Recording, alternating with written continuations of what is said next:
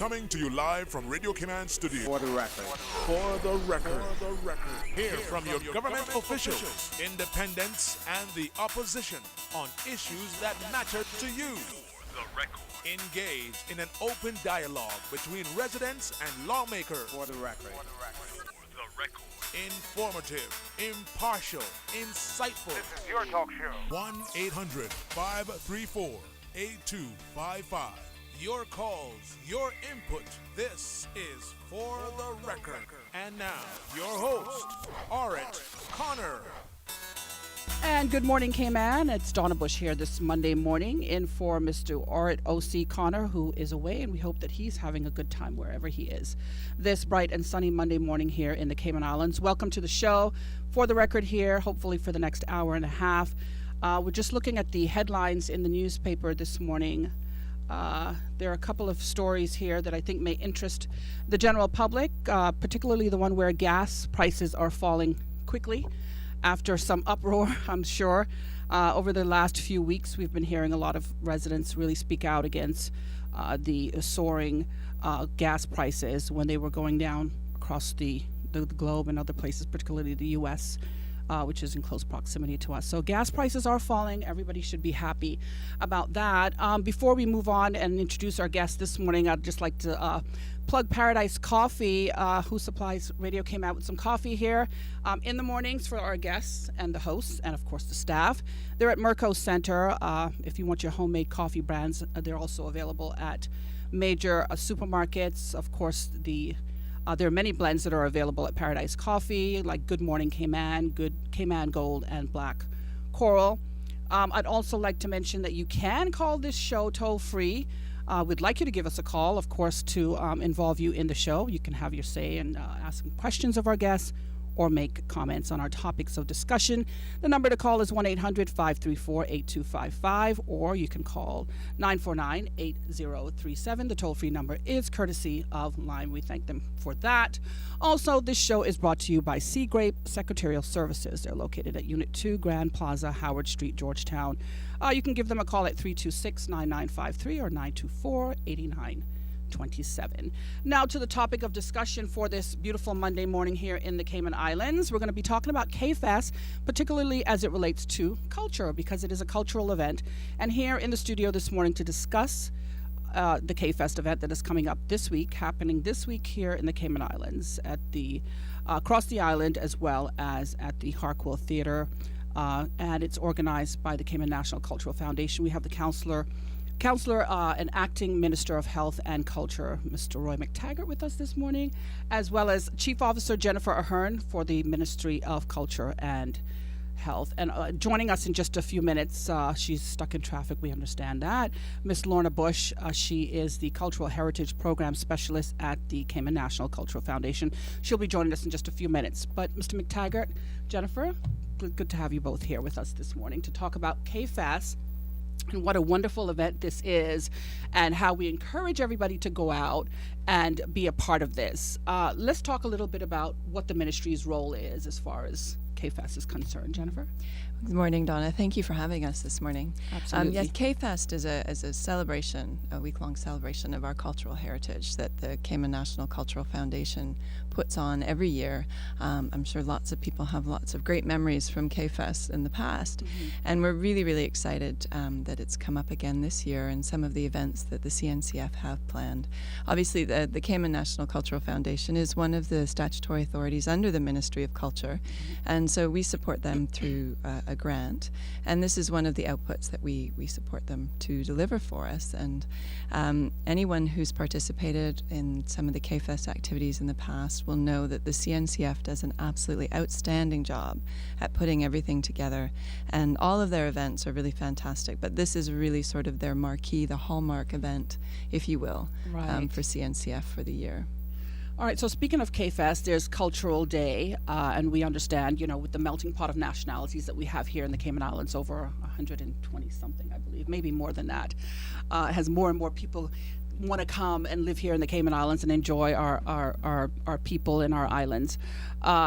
So Cultural Day is really open to everybody, individuals and companies, and I know that the KFES organizers are really encouraging folks to take part in that. What would you say to encourage civil servants to be a part of that, Mr. McTaggart? Well, what I'd say to any other person residing in Cayman, Donna, first of all, good morning to you. Thank and you. Good morning to the Cayman Islands. Yes. I have to remember that. But again, I started to say I would say the same thing to anyone, not just civil servants, but this really is about remembering and reflecting upon everybody's heritage. And we talk about these things that, that somehow our heritage seems to be disappearing. Yeah. And our culture. Listen, I think really that with so many nationalities as well residing here amongst us, it really highlights as well the diversity of Cayman, what Cayman has become. And I think it behooves every one of us to get involved and to celebrate that diversity. Right. And also to reflect too upon ours and celebrate our own heritage, deep heritage and culture that has been with us for generations. Right. So the message is the same, doesn't matter where. Right. Well, I saw Miss Hope Stevenson. Anyone who is Caymanian or who's lived here for a long period of time know that she's an icon as far as hospitality and representing our people on a hospitable level. And she's just the sweetest person. And I saw her over the weekend. She was wearing a thatched hat that she had bought at the recent agricultural show. And she said that she was getting ready for Cultural Day.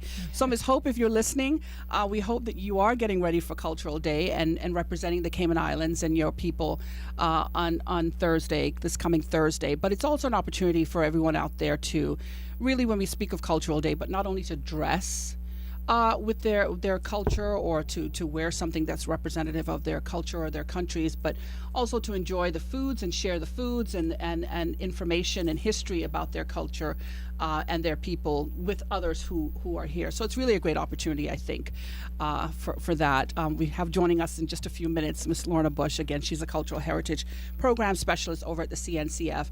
So Cultural Day, we talked a little bit about that, and I know that Ms. Lorna is really that's really one of her areas, being the Cultural Heritage Program Specialist at CNCF.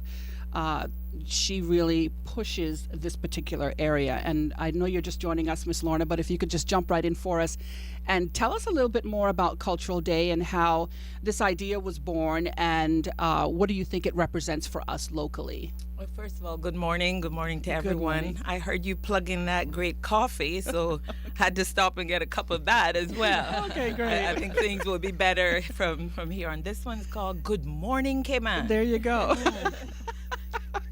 Yeah, so our Cultural Heritage Day, actually 4 years ago, we started Dress for Culture.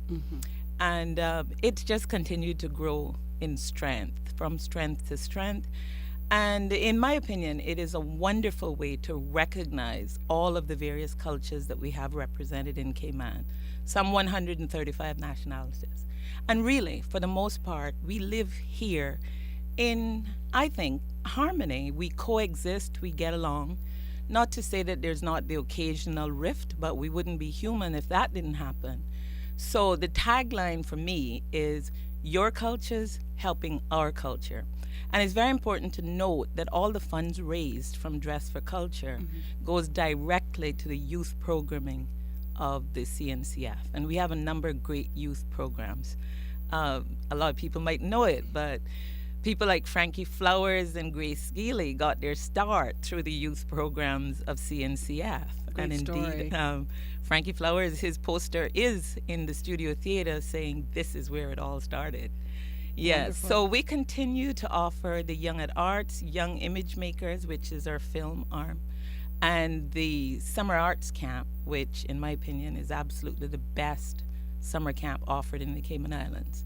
So I just want everyone to know that when you're dressing up or dressing down and you're donating, you're doing something for the youth of the Cayman Islands. And quite honestly, I think it's important for people to give back to the community.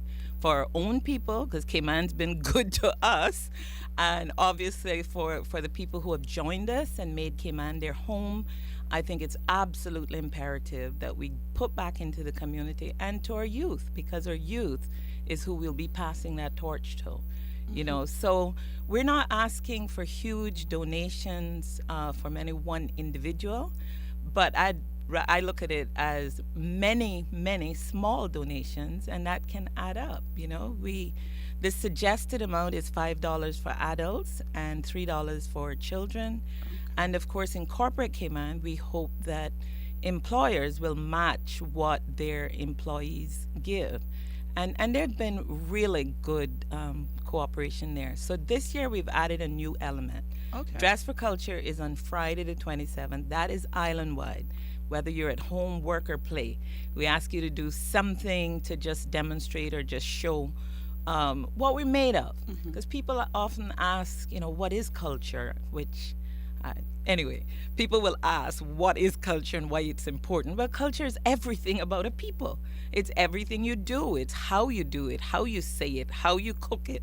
Because don't forget that very important element, the cooking, the culinary arts. So that's on Friday, and then we've extended it over to Saturday for the Red Sky at Night Festival, where we're hoping to have live parades, competitions of various nations. And so far, we've had quite a number of them register. So separate and apart from the money that we hope to gain, it'll be a colorful display, and we'll actually see the various threads of this cultural tapestry that is Cayman. Right.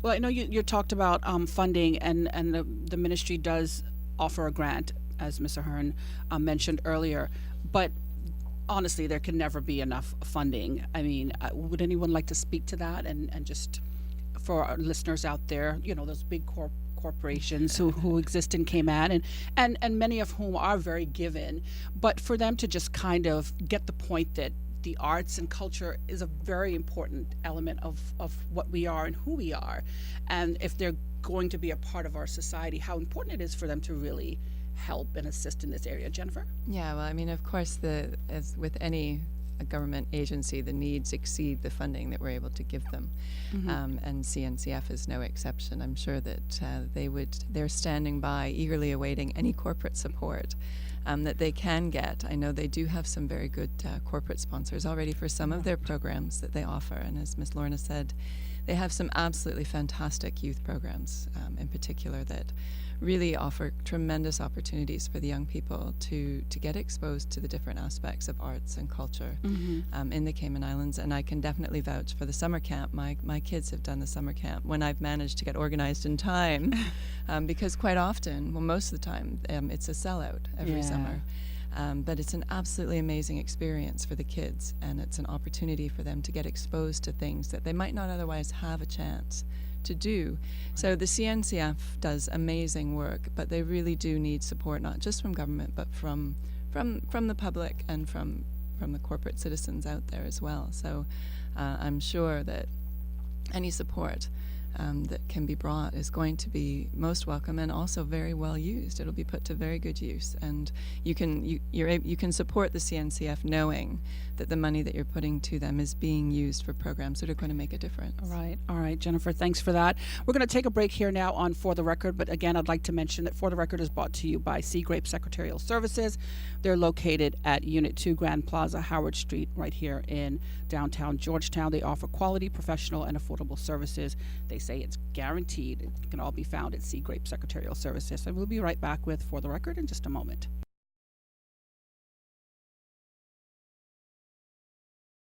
And welcome back to For the Record. I'm Donna Bush in for Mr. Orrit Connor this Monday morning. Welcome to our listeners here on For the Record. Joining me in the studio this morning to talk about K-Fest, held by the Cayman National Cultural Foundation and Culture here in the Cayman Islands, are to my left the Councillor and Acting Minister of Health and Culture, Mr. Roy McTaggart. Next to him is Chief Officer for Culture and Ministry of Culture and Health, Ms. Jennifer Ahearn. And next to her, we have Ms. Lorna Bush from the Cayman National Cultural Foundation. She's the Cultural Heritage Program Specialist with the CNCF. Again, welcome. If you're just joining us here, if you have any questions or you'd like to make any comments about, culture here in the Cayman Islands on a whole, or about the K-Fest events and how you can get involved or how you can come out and attend, please give us a call here, toll free of Lime. The number is 1-800 534 8255, or you can give us a call at 949-8037 right here on For the Record. All right, I think I forgot that number there for a quick second. All right. So we left off talking about Cultural Day, which is on Friday the 27th, this Friday the 27th. The time is just flying by so quickly. But, I'd like to mention that K-Fest is one of the premier events of the year. It's very family-oriented. It involves everybody here in the Cayman Islands, and that's the beauty of K-Fest. So every year it's getting bigger and better. And of course, it takes a lot of volunteers and hands on deck to really pull this off successfully. Lorna, do you want to make a call out for volunteers? Do we need any additional volunteers this year, or are we okay? Well, actually, we have our volunteers signed up now, and we did our orientation with them this last Saturday. But while you're on volunteers and volunteerism, I really do have to say that we get great support, without which we just couldn't do this all. Right. Because the magnitude of an event like K-Fest, it really takes a lot of hands on deck. So we want to thank those volunteers, and that's one of the things that we do on Thursday night at the National Arts and Culture Awards.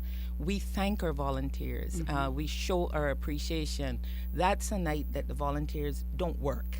They're treated. And honestly, we have some volunteers that if you didn't know differently, you'd think they were paid staff. They are so amazing. Wonderful. And our volunteers, our sponsors, they're all recognized at our Arts Awards, which for this year will kick off K-Fest. It's on Thursday the 26th at the Harquail, and it is by invitation. But we just want everybody to know about it, because there has to be one day a year when we just stop, pause, and really appreciate and treat all the people that make this thing happen. And also, of course, all of the contributors to the arts and culture in the Cayman Islands. We have to stop and give them their awards, and as I always say, let them have the roses while they can still smell them. So Thursday is a great, it to me, it's one of the most important elements of the entire weekend. All right. Would you like to mention maybe some of the awards? I know the winners they know who they are, and we don't want to, divulge that information at this point. But what are some of the awards that are given to contributors to culture here in the Cayman Islands? Okay. Well, we have the Chairman's Award, which goes out to people like Radio Cayman, and Radio Cayman has been a recipient in the past, and just any sponsor who contributes on a regular basis to help keep these programs alive. Then we have the Sponsor of the Year. That would be like our major sponsor. In the past, it's gone to Island Heritage, who are very supportive of our programs. Various others, and like you said, we're not actually disclosing for, it's going to be like the Oscars and the winner is. We really do try to make it a gala, and it's nice. Now, of course, all year round, and I'll put emphasis on that right now, because nominations are open right now for the next set of culture awards, arts and culture awards. Okay. We give the star for creativity. That would be to our artisans and various people that have contributed. Right. And then we have the Heritage Awards.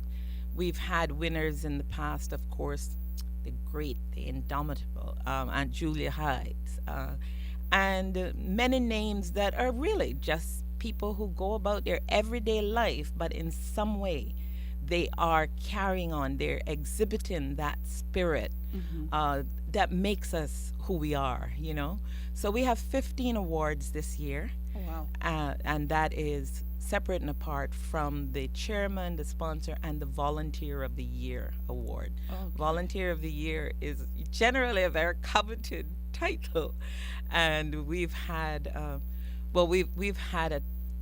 in the past couple of years, we've had ties between people like Winston Salmon and Alberto Estevanovich. These are, I'm telling you, unpaid staff. They do what they do with such a fervor and such a love. So this year we'll have a new volunteer of the year who will be announced then on Thursday.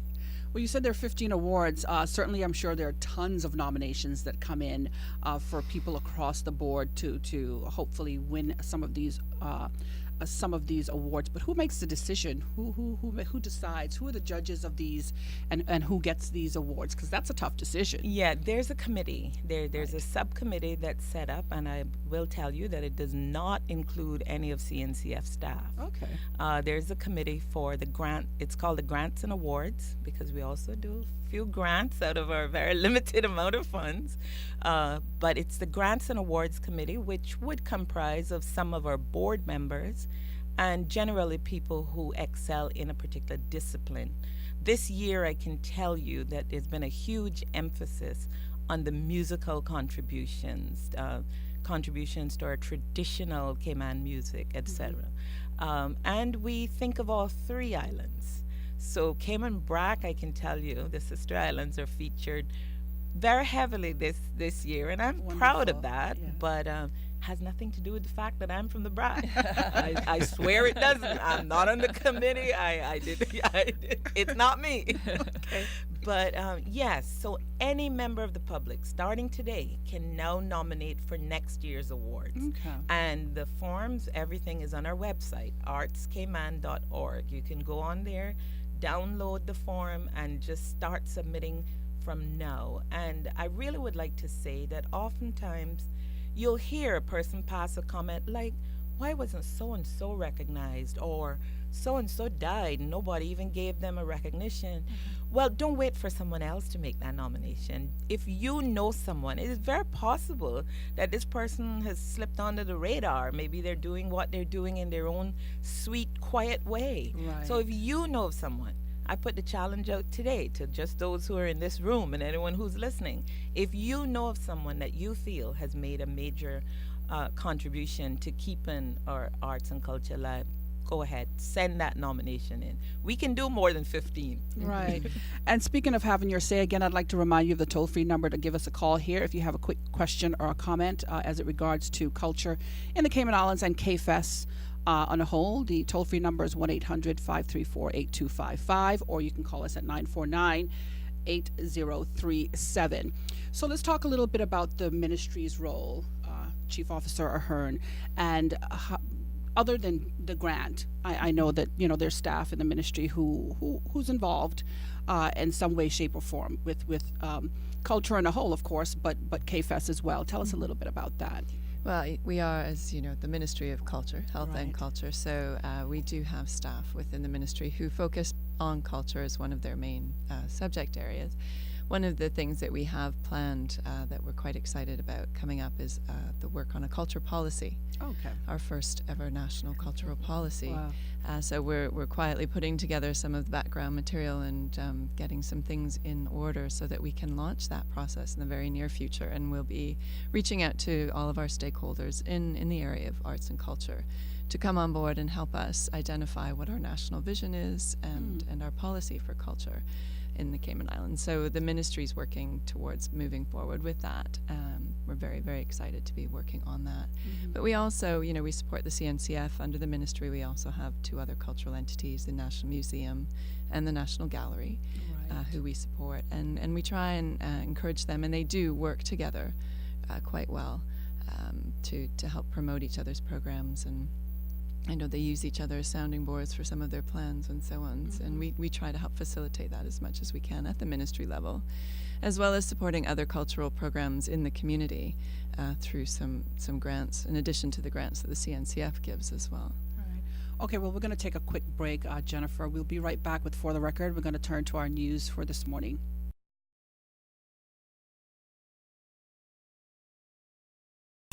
And welcome back to For the Record. I'm Donna Bush in for Mr. Orrit Connor on this beautiful Monday morning here in the Cayman Islands. I'd just like to mention again that For the Record is brought to you on Monday mornings by Sea Grape Secretarial Services. They're located at Unit 2, Grand Plaza, Howard Street, right here in Georgetown. We're talking about KFES and everything culture here in the Cayman Islands. And if you're just joining us or you're just tuning in, I have a few guests in studio with me this morning to talk about culture here as well as K-Fest. We have a caller on the line. Welcome to For the Record. Do you have a question or a comment this morning for our guests? Good morning, Morning. Miss Donna Yes. M. Bush and Miss Lorna E. Bush, Miss J. Ahearn, and Mr. R. McTaggart. Good morning, ma'am. Good morning. Morning. Morning. I Yeah. guess you all kind of recognize my voice now. Well, I do. And it's really you that I really want to put something forward to. I am very appreciative of one of the male staff members at the CNCF called me earlier this month, inquiring whether I could be or would be able to partake into this Red Sky at Night. And I had to tell him, I'm so sorry, but you know my condition. But you were such a star last year. Has something happened between last year and now that I'm not aware of? Miss Eula? Listen to me now. This is the reason why you had to call me off the air. Okay, well, I'll do that. But I want to say this over the air. I know you don't forget that I still have a presentation that happened last year that you had a quick glimpse of. I did. Okay, I want you all to get it put out on your wall on your display wall. Okay, so Okay. shall I come to you to receive it? Does it sounds like you may not be mobile at the moment? Very not, very much not mobile. All right. Well, I really want to thank you for that. I'm sure you see that your photographs are all over our website from last year. She had some absolute, wonderful things on display in her Heritage Corner. So I will call you off air and make arrangements then to meet up with you, Miss Eula, and I hope it'll be a great day for you. No, Miss Lorna. Yes, ma'am. Miss Lorna. Yes, ma'am. No, I I'm do hearing you. I don't have an email, so Oh. I've not been seeing anything. What you need to do is to get me some photos. All right, Miss Eula, we thank you for calling For the Record. We'll have Miss Lorna get in touch with you as soon as she can. Hopefully it'll be this week and she's not too busy with all the other events that are going on surrounding K-Fest. But thank you for calling, and please feel free to call again, all right? Have a great day. I always do call. Okay, Miss Eula, take care. So one of the other big events for K-Fest is Red Sky at Night. I've been to the event. It's a wonderful family event. Tell us a little bit about Red Sky at Night. Marcia Matu was here last week, and she kind of ran us through, the event itself. But of course, we can never talk about it too much for those who may be just learning about Red Sky at Night. Well, absolutely, and thanks for the opportunity for me to share that with you. Of course, K-Fest itself was started in 1995. Right. So this is the 21st year, and K-Fest is the National Arts Festival of the Cayman Islands. Now, just as cultures evolve, so do all of our programs, and of course we have to keep refreshing and keeping them current. So 3 years ago, the decision was made to really sort of compress what we considered the best of K-Fest into one really fun-filled weekend. So along came Red Sky at Night. And Red Sky at Night, which, as we all know, this year is Saturday, this coming Saturday, the 28th. The gates open at 4 p.m. and we go until midnight.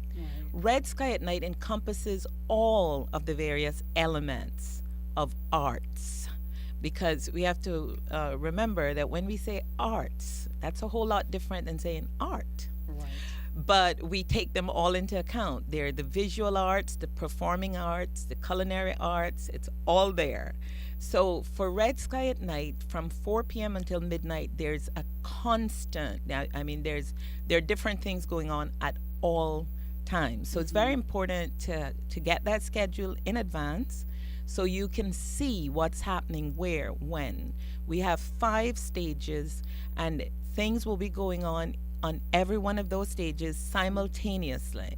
In the studio theater, for instance, there'll be film all evening long. And I'd like to point out to many of Frankie Flowers Jr.'s his fans that his film Metro Manila will be aired there. Will be screened, and that's a full-length film for which Frankie has picked up quite a lot of awards so far, the Sundance and about 5 others. Right. So for his fans, if you haven't seen it yet, and even if you have and you want to see it again, it will be in the studio theater on Saturday, along with many other films from our Traveling Caribbean Film Showcase. Right. There's also the Dreadlocks film, and that filmmaker, Linda Anuish, will actually be here to, they can be an interactive, an exchange, a talk with her.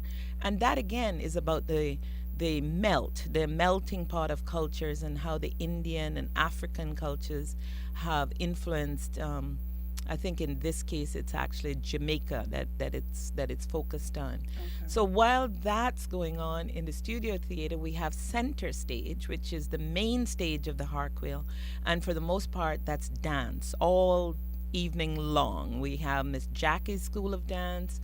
For the Coalition fans, and Coalition is the group from the BRAC. They were such a hit last year. They'll be back. So generally speaking, dance is on in the main theater, film in the studio. The Sea Grape Crescent is where you'll find your live bands and your music, and also on the balcony. Now the balcony will showcase our featured bands. Swanky Kitchen Band is one, but headlining this year is the Regeneration Band. Okay.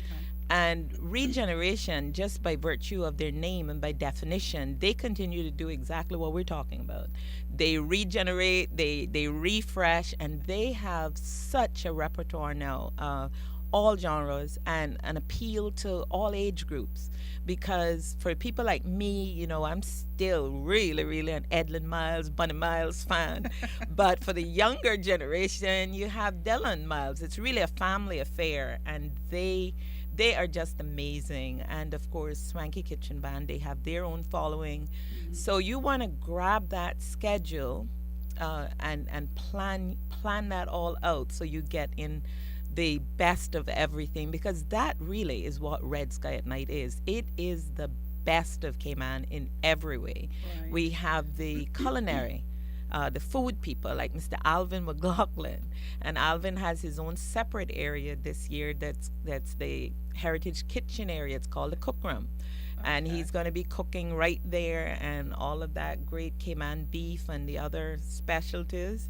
We have Derry from Cayman Brack. She has Mama G's Kitchen. There's Miss Georgianne.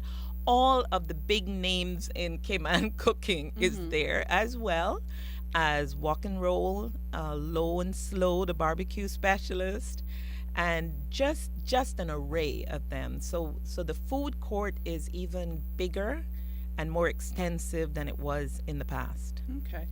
Well, Mr. McTaggart, I know you haven't been to Red Sky at Night before, but are you looking forward to it? Well, absolutely. I mean, as I was looking at this over the weekend and knowing all of this, because this is my real first, since joining the ministry, Right. my first real foray into the cultural field and all the activities that the government sponsors. And sitting down and listening to this lady next to the left of me and see her enthusiasm and her just bubbling over with everything that is K-Fest and Red Sky, I can't afford not to be there. I will definitely be there. All right. The so one folks, thing I like about this, and what really is attractive to me when I see the schedule here, is the music. I'm a lover of music. I'm a lover of the old-time Caymanian music. Right. Swanky Kitchen Band is Right. just an awesome attraction for me. Yes. Regeneration Band, I'm looking forward to seeing them. Yeah, and of course there's the folk singers.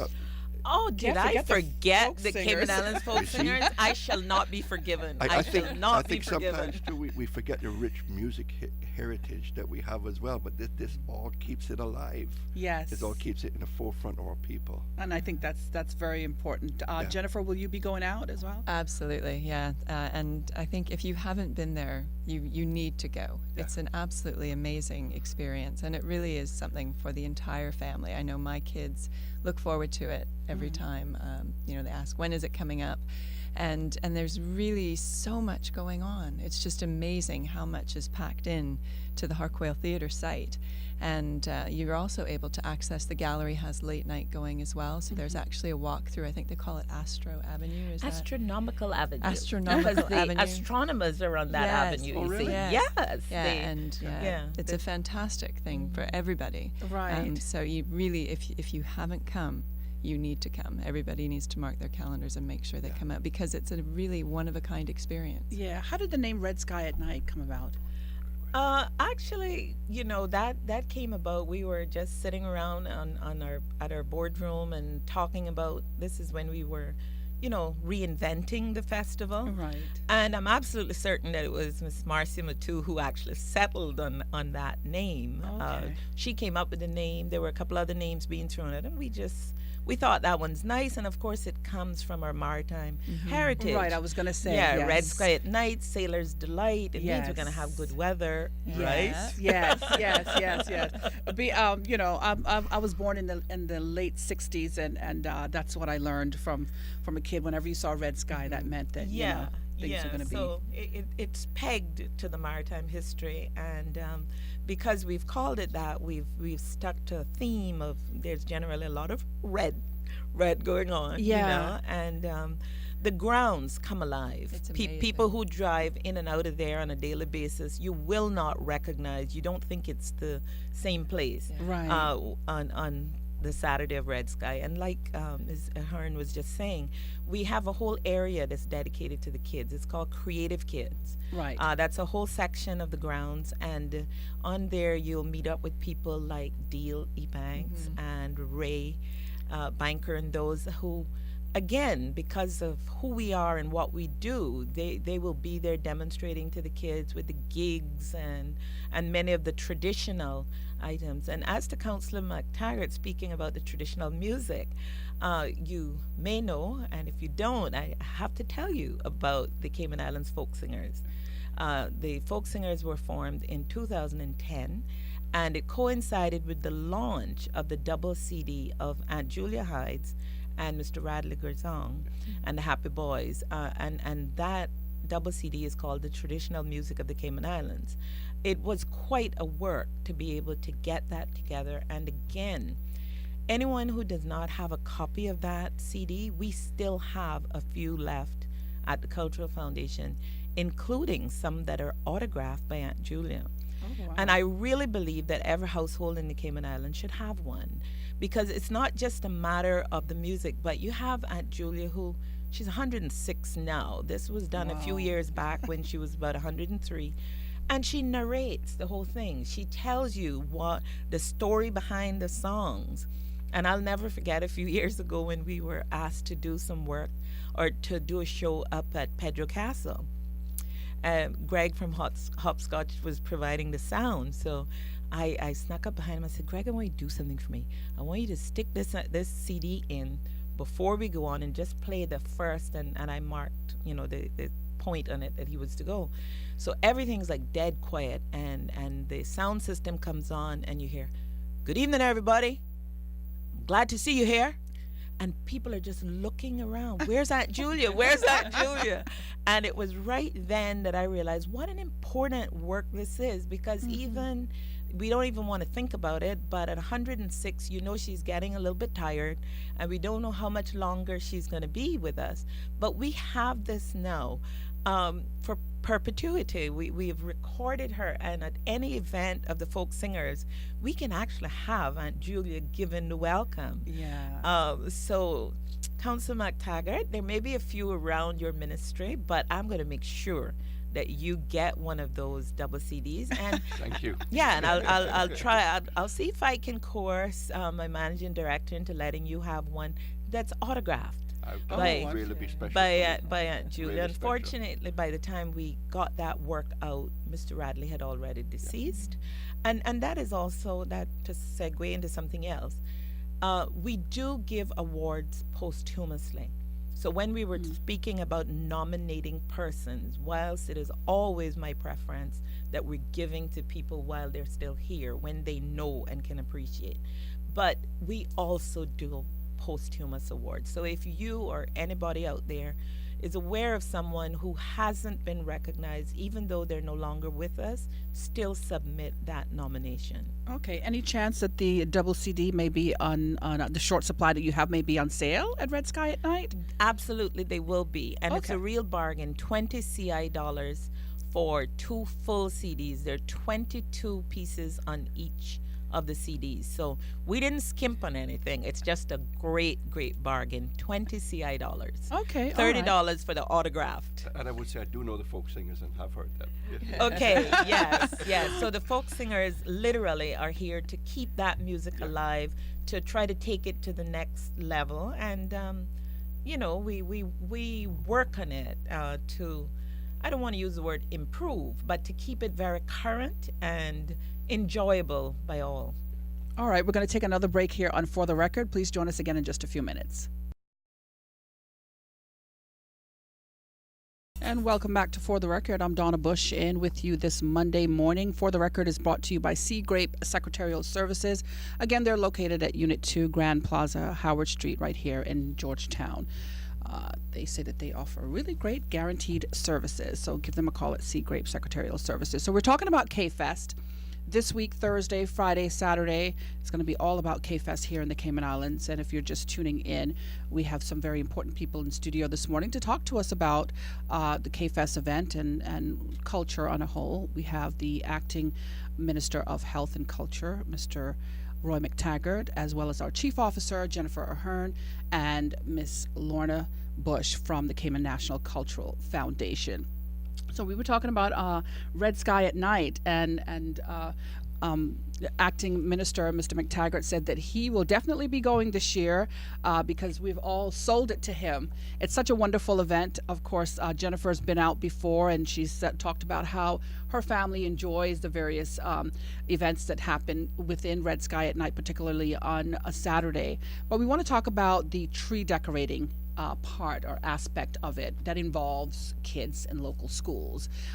You want to make a call out because it's still not too late for schools to get involved there, Lorna. Not too late at all. So please contact us today if you can. But we really want more participation on the tree decorating. And I don't know whether everyone realizes there's a $1,000 art supplies gift that goes to the winner. Mm-hmm. And the arts departments of the schools or PTAs, if you want to take the lead in this, and you can be as creative as you want. It can be just stuff that your kids have made during their art time at school, just colorful, decorative. And once you leave it in the hands of the kids, you're going to get that.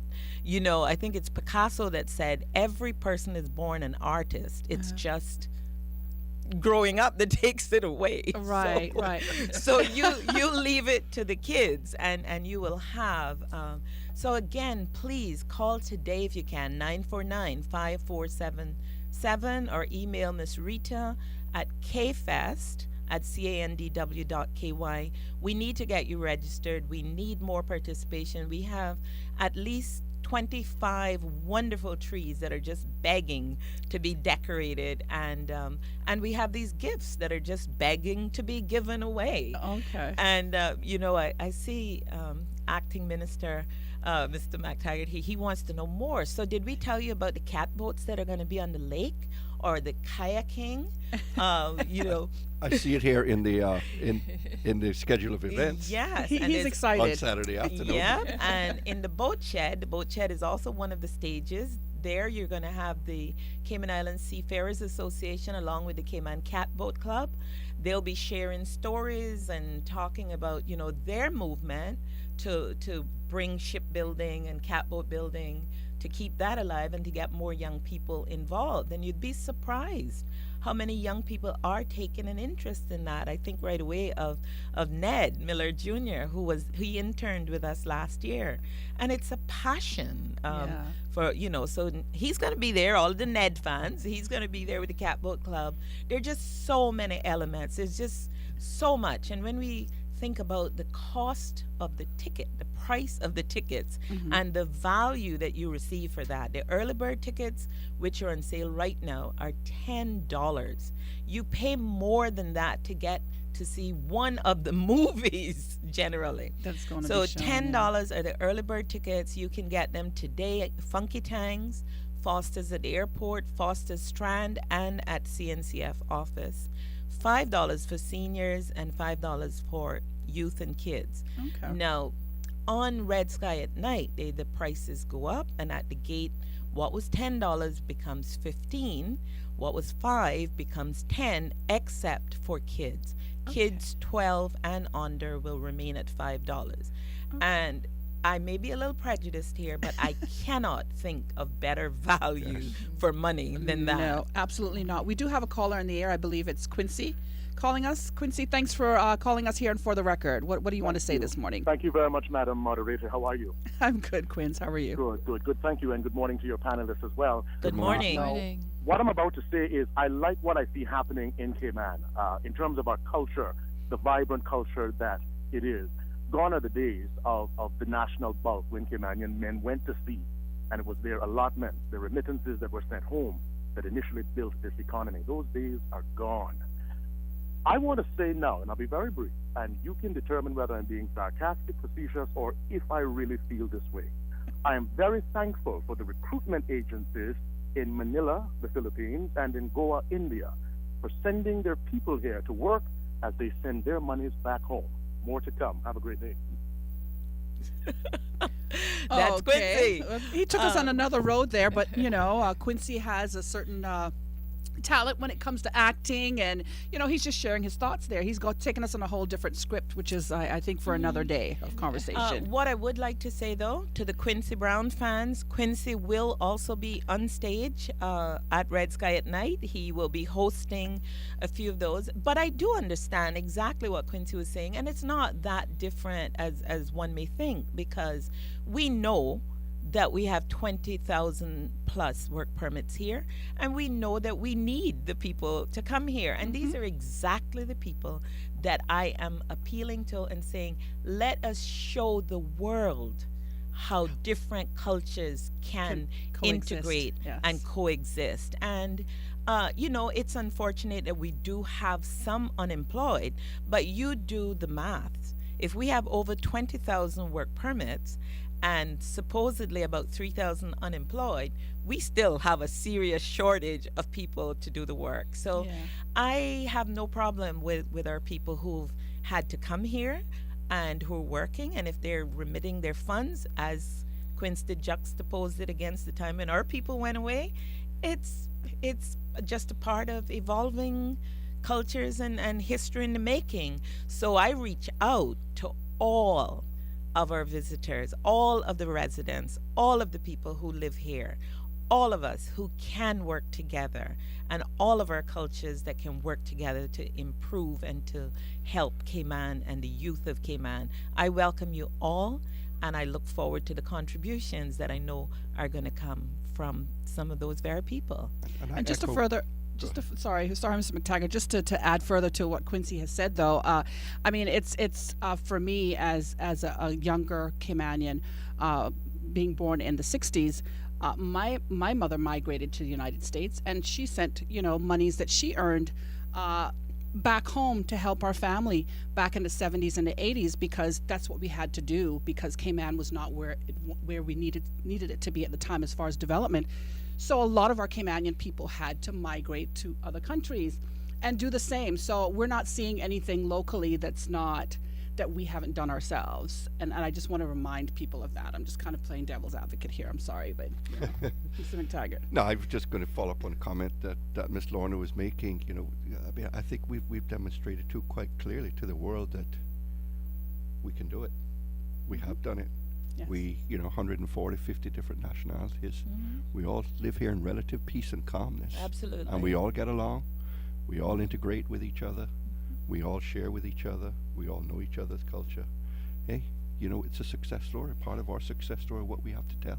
Absolutely. And I like to say that I'm old enough to remember and young enough not to forget, because 50 years ago, Cayman was still the islands that time forgot. True. And whilst we have those amongst us who may say that they would like to have remained that way.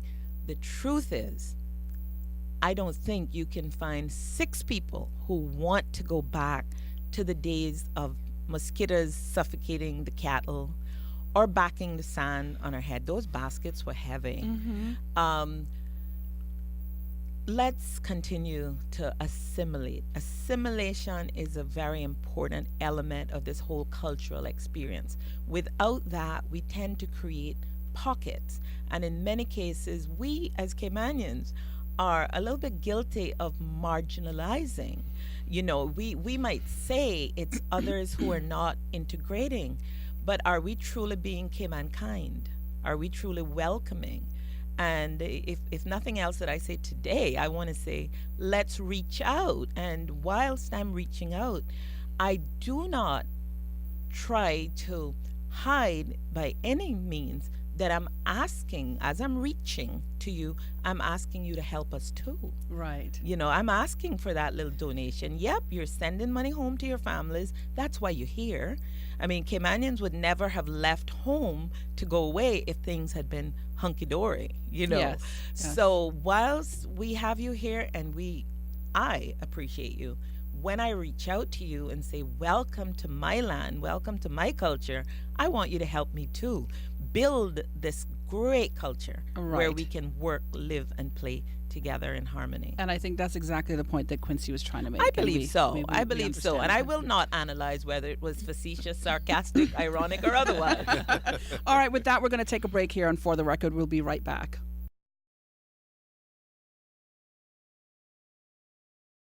And hello, I'm Donna Bush in for Mr. Orrit Connor this beautiful Monday morning. We're talking to 3 wonderful guests here in our studio this morning from the Ministry of Culture as well as from the Cayman National Cultural Foundation about K-Fest this year, which begins with the awards night on Thursday, followed by Dress for Culture Day on Friday. Let's reiterate about some information about Dress for Culture Day on Friday. Jennifer? Well, just I think as we mentioned earlier, just to encourage everyone to take part. It's a really fun day. It's an opportunity for everybody to bring a little bit of their culture to their office or their workplace or their schools, and all of the funds collected will support the youth programs that the Cayman National Cultural Foundation does. So all the funds are going to a great cause. Ms. Lorna was telling us on the break she's got some big goals in terms of the fundraising this year, and just to encourage the corporate sponsors or for the corporate workplaces to match the donations that their employees put together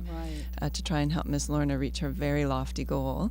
And I think she's got a particular shout out that she wants to give to one of our corporate participants who's already come on board with a significant level of support.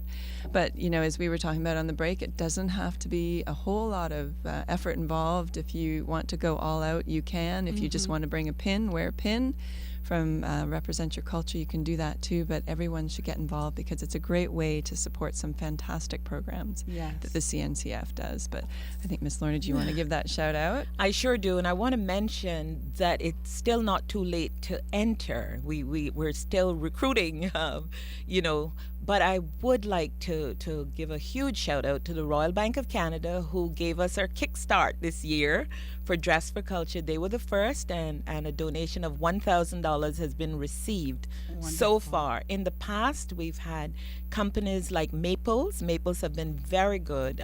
Their staff continue to have dress down days and send the funds to us. We've had Kitco, ICWI, the DART Corporation, and as a matter of fact, there was a great testimonial from the DART offices last year saying, you know, it's such a great experience in such a large company to get people to take this one day, and then it encourages dialogue. You know, people who hadn't, well, you mightn't even have been aware that you had someone from this place or that place. So it's a great way, it's a great day of camaraderie, sharing your history, your heritage. So yeah, please continue to sign up, to register, and it's very easy. Just email culture@candw.ky. Call us at 949-5477. If you have access to the internet, you go onto our webpage, which is arts with an S, Cayman.org, and under K-Fest, you will see the registration forms that can be downloaded, and yeah. Just And, send it in. and also, you can send in your pictures to the CNCF on the day. can't Yes, you? Yeah. yes. For those who may be quietly celebrating, you take your photographs, you submit them to us by email. They get posted onto our Facebook page, and there's 2 weeks of voting. So that one I consider just a popularity competition. Whoever Right. gets the most likes. And that was also very, very popular last year. So you just email your photos in, maximum of 2 photos per group, to culture@candw.ky. They will be posted up on March the 3rd, and for 2 weeks, your friends, your family, your foes even will get a chance to vote for you. And then there's the live competition, that aspect of it, which will take place on Saturday and will be judged by a panel of professionals, people who have many years experience in costumery, that type thing. Okay, one of the other things I wanted to mention as we close this segment of For the Record this morning is the open mic event at Red Sky at Night on Saturday, which begins at 4 o'clock. Tell us a little bit about that and how our kids and adults alike can get involved. Well, open mic, I like to call it, you can be a star. Yeah, but now that we know that acting minister McTaggart is so into the music and all that, it might be his break. You know, I'll tell you, people have been discovered at our open mics.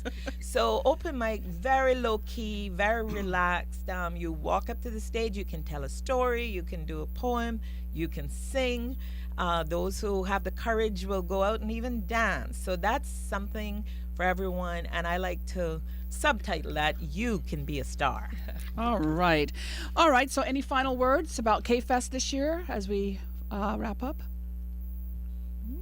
I just want it personally. I mean, sitting here for the last 90 minutes and listening to Miss Lorna and her enthusiasm, it's infectious. I'm is. really looking forward to it. Just want to say to the people of the Cayman Islands, everyone listening, please come out. Let's support K-Fest and make it the biggest and make it the best one we can ever make it. All right. And I think if we can do that, then we will have done something good for this country. All right, Acting Minister McTaggart, CO Jennifer Ahearn, and Miss Lorna from CNCF. Thank you all for being here this morning. Again, tickets are on sale at Funky Tangs, Foster's at the Strand, and at the airport, as well as the Cayman National Cultural Foundation. Pre-sold, they're $10, or at the gate it'll be $15. So you want to get those tickets early if you can, and for kids and seniors, it's $5. So K-Fest this year, it all kicks off with the award ceremony on Thursday, followed by Just for Culture Day. You can still register for that by calling the CNCF at 949-5477. Still time for registration, $5 donation towards that, $3 for children to help them raise their funds. As CO Ahearn mentioned earlier, Ms. Lorna has a big goal this year, and we hope that she reaches that goal. And you, of course, can help her as an individual or as a company who may be listening out there. Again, thanks for being here with us. We'd just like to mention that For the Record is brought to you by Sea Grape Secretarial Services here on Mondays. They are located on Howard Street in Georgetown at the Grand Plaza, unit number 2. Coming up next on For the Record, we'll be talking to members of the Cayman Islands Civil Service Association. They'll be talking about their annual AGM that is coming up on this Wednesday. Again, thanks for tuning in here For the Record. We'll be right back.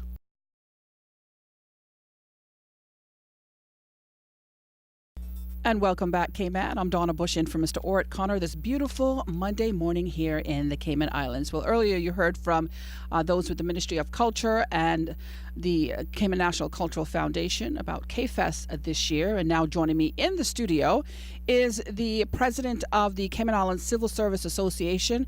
This is the body that represents civil service members or government workers on the whole. Mr. James Watler, thank you so much for being here with us this morning. And we're here to talk about the annual general meeting that is coming up this Wednesday. But first we want to talk about the role of CICSA.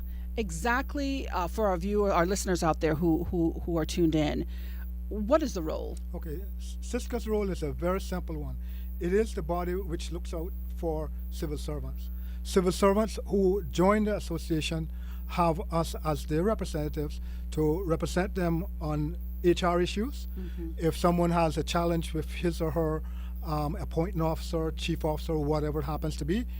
This body is charged with the responsibility of trying to work between the chief officer or the appointing officer and the civil servant who's having the challenge or the problem.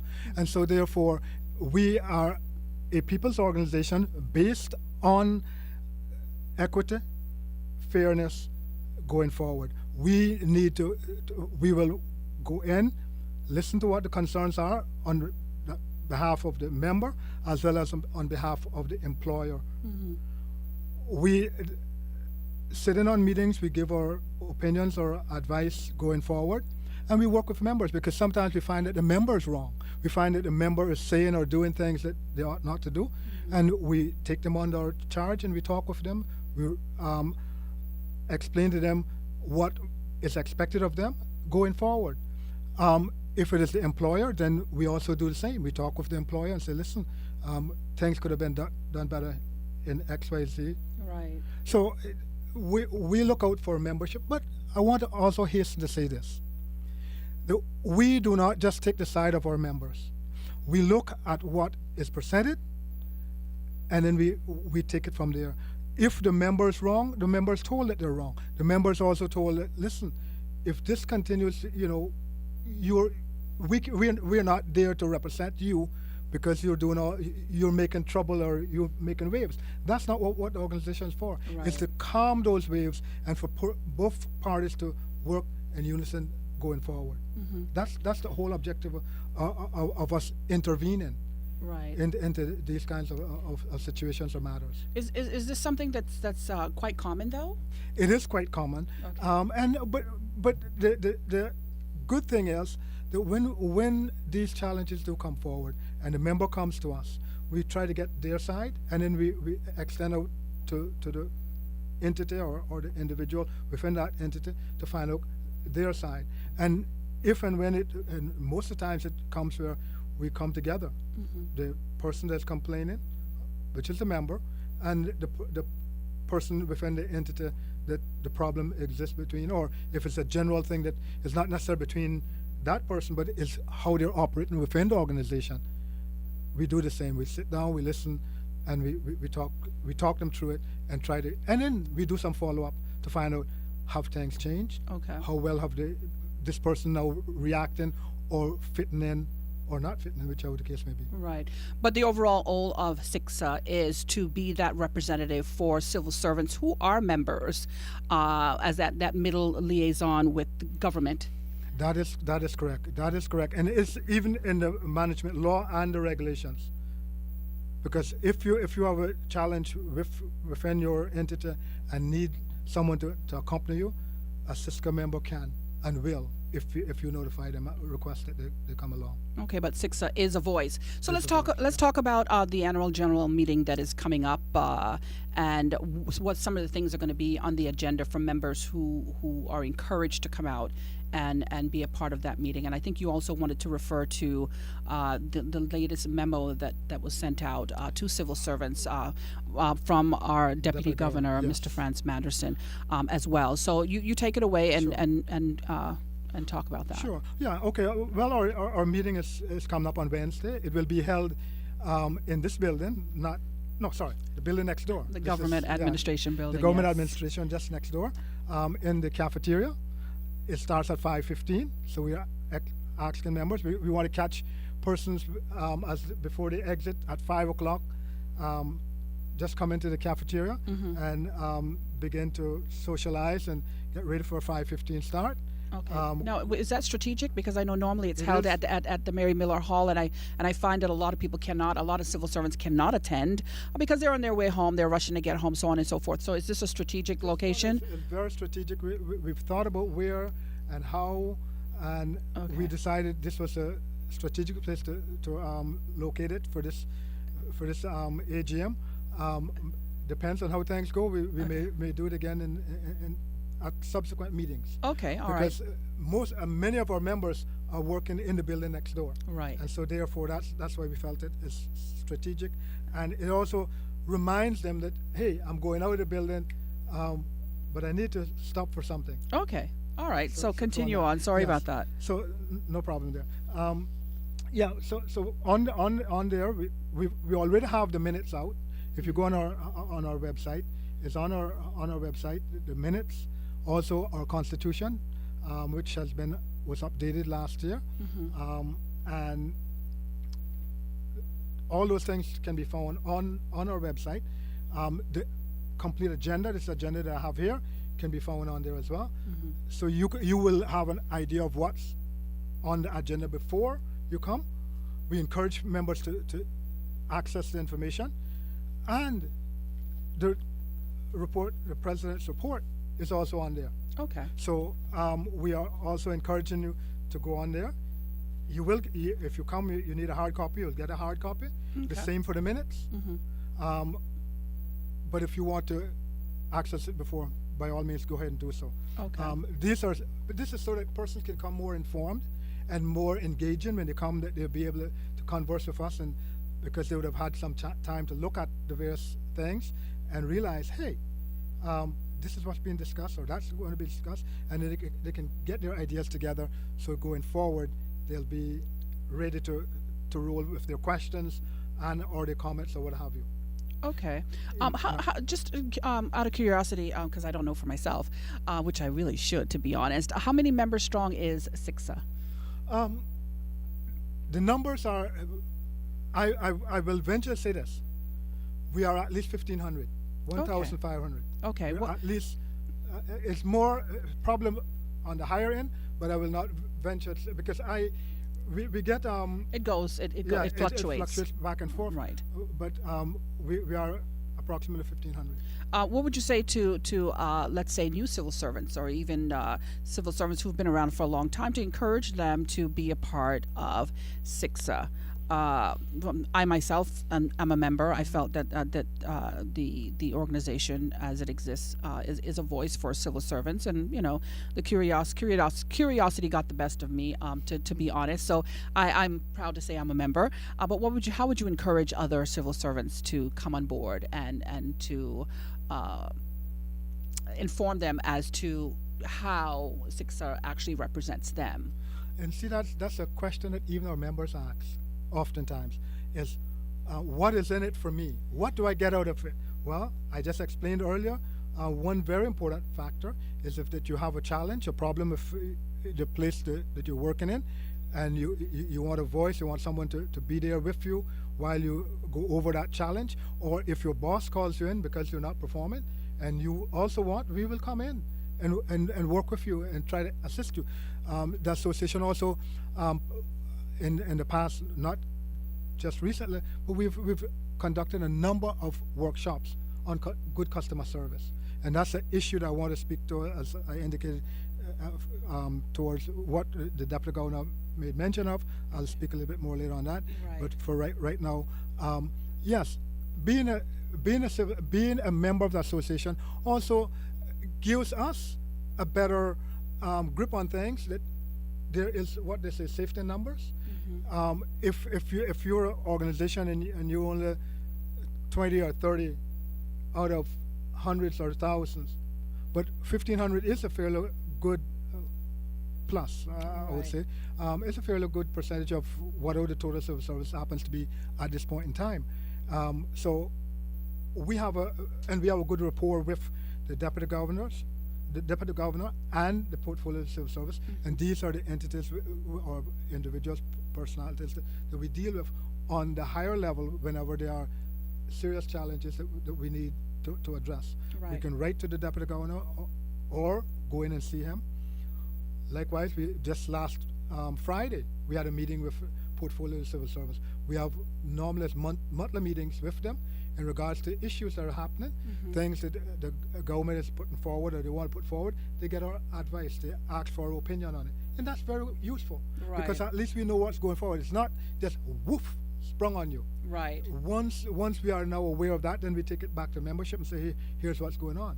And we should mention that membership, there's civil servants from all levels of government Most definitely. who are part. Including the deputy governor, who is a member. Right. And the lovely Miss Donna over here, you are a member. Yes. From shortly after you came over from CITN, I remember you communicated to myself, and I sent you the form, and you did what you had to do, and bam, you were a member It was simple. in It was less no time. Miss Linda and the others made it very, Yes. very simple. It was 1, 2, 3, and it was done. So Yes. I'd just like to point that out, that they're civil servants of all levels, from various government entities, statutory bodies, as well as Precisely. Yes. core government who are involved. So the annual general meeting is going to cover a number, of areas, yes. And if you have areas that you want to come and raise, by all means, come and raise those issues, because we need to know them. If we are going to be able to take charge and work with you on resolving issues or challenges, then the way to go is to bring those issues to the forefront. We will guarantee that they will be placed on our agenda to speak with whoever the entity or the person is that needs to be spoken to in regards to the challenge that you may be having in your particular entity. All right. Well, if you're just joining us here on For the Record, we'd like to mention again that For the Record is brought to you on Monday mornings by Sea Grape Secretarial Services. They are located at Unit Number 2, Grand Plaza, Howard Street, Georgetown. There are a number of telephone numbers you can contact them on. The first one is 326-9953. The second is 924-8927. Of course, sponsorship of these shows is very, very important. So we'd like to thank Sea Grape Secretarial Services for coming on board and sponsoring For the Record. If you're just tuning in, I'm talking to Mr. James Watler. He's the president of the Cayman Islands Civil Service Association, or CICSA. That's the Cayman Islands Civil Service Association, or CICSA. Over 1,500 members strong, made up of civil servants from the deputy governor down. Members come from various government entities and from all levels of government, lower management, mid-management, and of course our higher members, such as the deputy governor. We're going to be taking a break now here on For the Record. We'll be back with more with Mr. James Watler, president of the Cayman Islands Civil Service, in just a few minutes. Please stay with us.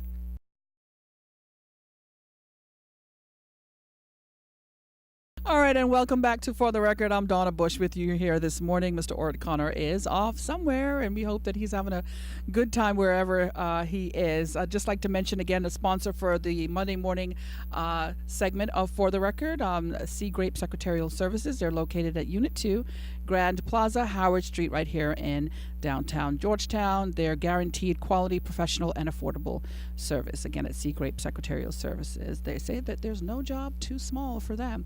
All right, so joining me on the second half of the show is Mr. James Watler. He's the president of the Cayman Islands Civil Service Association. Mr. Watler, again, thanks for being here with us. If you have a quick question or comment for Mr. Watler, you can give us a call toll-free by toll-free number, courtesy of Lime, at 1-800-534-8255 or 949-8037. As we get ready to wrap up For the Record this morning, give us a quick call and comment to make a comment or have a question here for Mr. Watler. So we were talking about the annual AGM that is happening this week, this Wednesday, the 25th, right here next door in the Government Administration Building at 5:15 in the evening. You're inviting members out who are some 1,500 strong amongst civil servants. But you also wanted to talk about a recent written memo that was sent out by one of the members. He happens to be the Deputy Governor, the Honorable Franz Manderson. Let's talk a little bit about that. I just want to take the liberty of reading the very first paragraph of his statement, and I'll make some comments in general to that.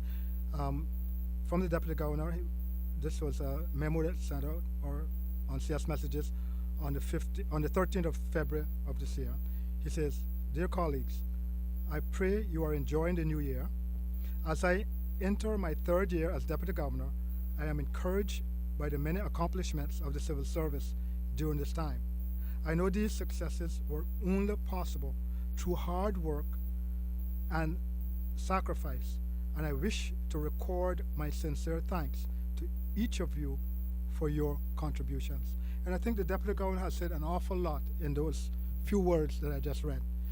It's quite extensive, the memo, as those of us who download it, and if you care to print, I did print it because I wanted to capture this part of it here on radios, on the record today. And he is saying precisely what we are all about.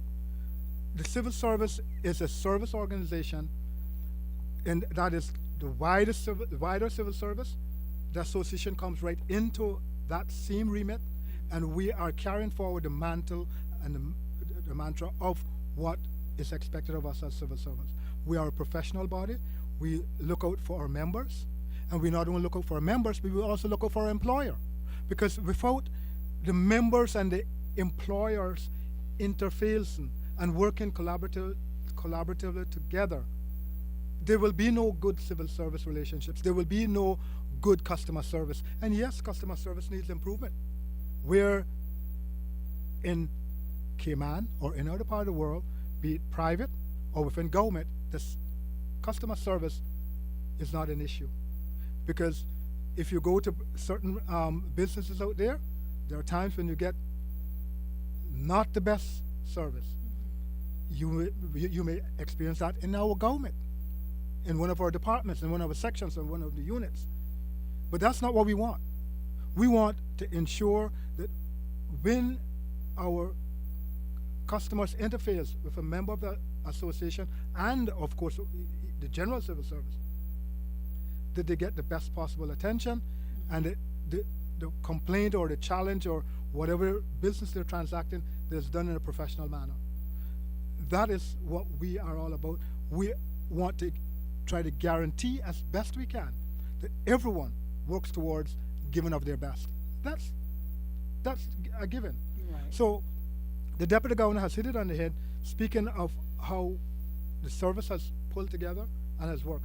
If the service is as bad as I think, it's not the, is it the Caymanian compass? I think they took the word Caymanian off and they called it the compass. Whatever that paper happens to be called now, Yeah, Cayman they compass.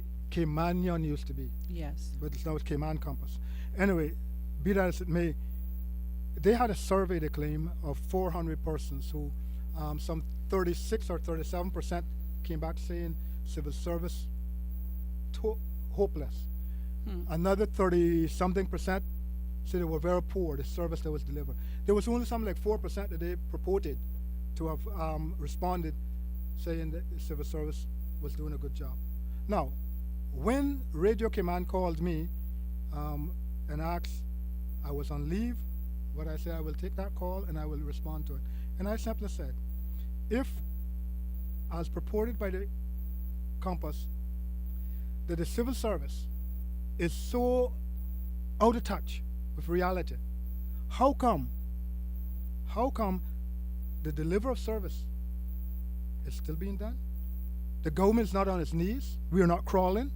We are going forward.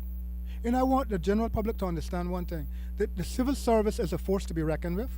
The Civil Service Association is a force to be reckoned with because we take our job seriously.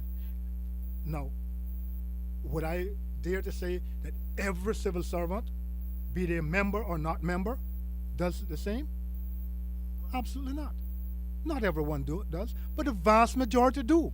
And we should not be marginalized and thrown into a category to say that this is typical of civil servants. And I take that umbrage. And I wrote to the Deputy Governor about it. And perhaps that may be why this came out. Yeah. I did take the opportunity to write to him, and he has responded. He is thankful for the good job. Remember, Deputy Governor also has on stream, and Ms. Donna, I think you've hosted a couple of times, his award for Deputy excellence Governor in service. And we are heading in that direction, working with the Deputy Governor, working with the association, working with all the various entities within the civil service to try and improve the service. We would hope that we have 100%. That's what we're shooting for, 100%.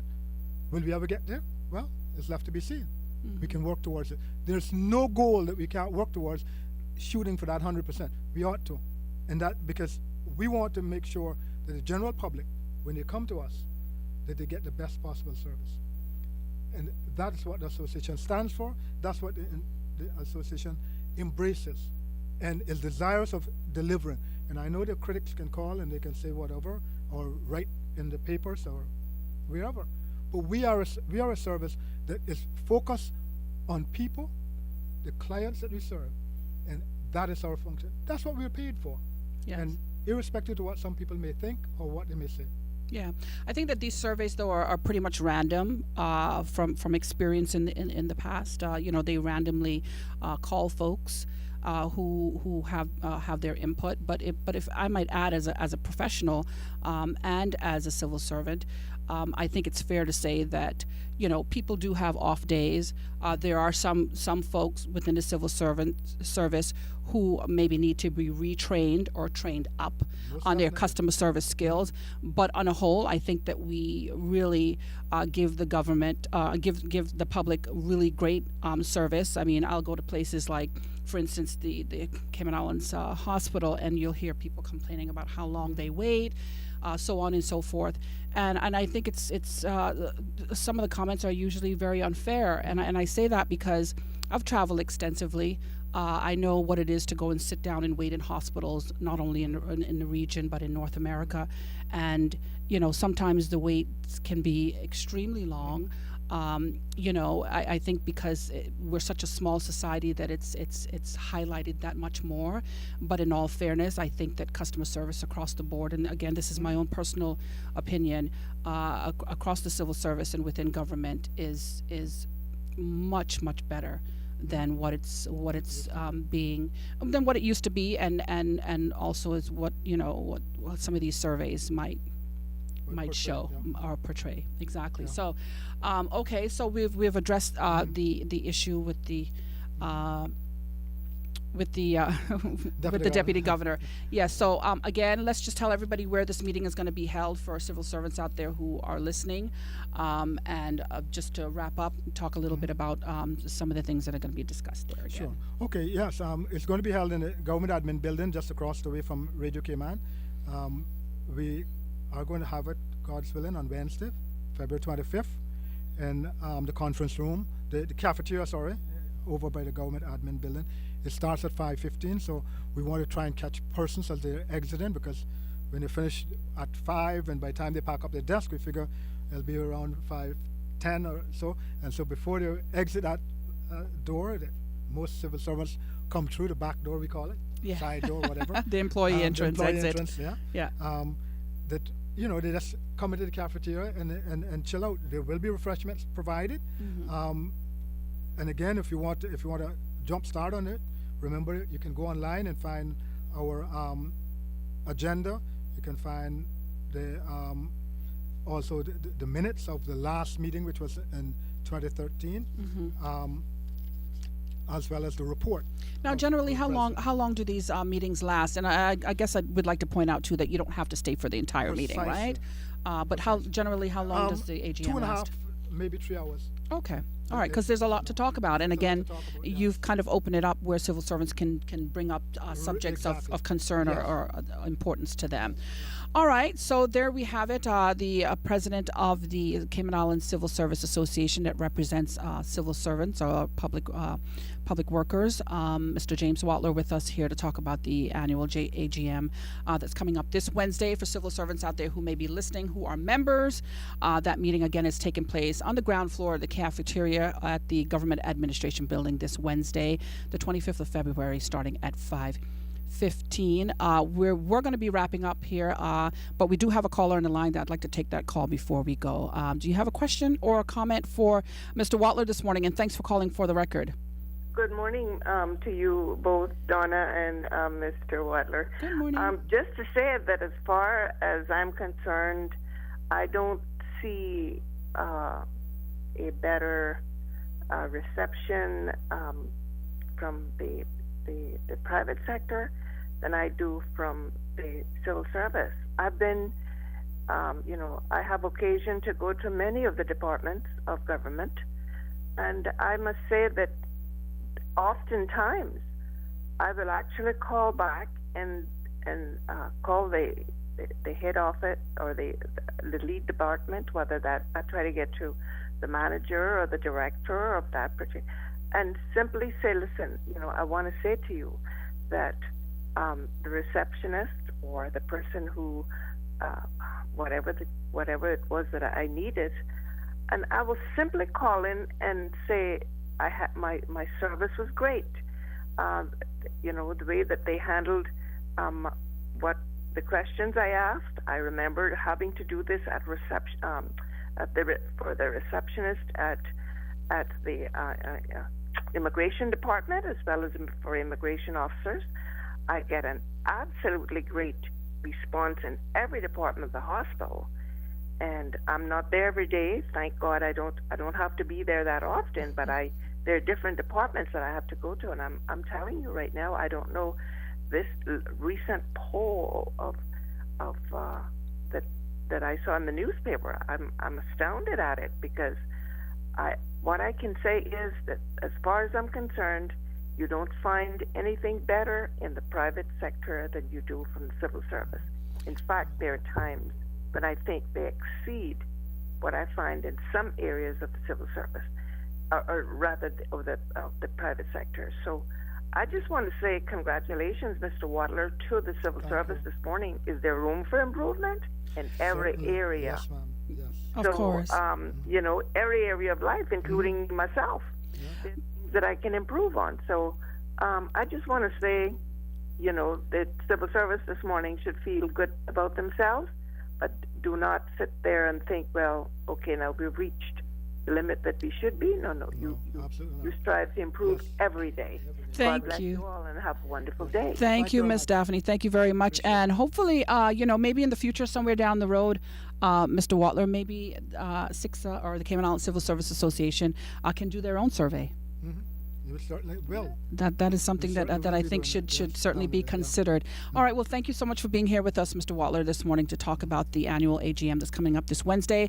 To our listeners out there, thank you for joining us this morning on For the Record. We hope to you'll tune in again on Wednesday morning, starting at 7:30. Until then, I'm Donna Bush. I'll talk to you next time. Bye bye.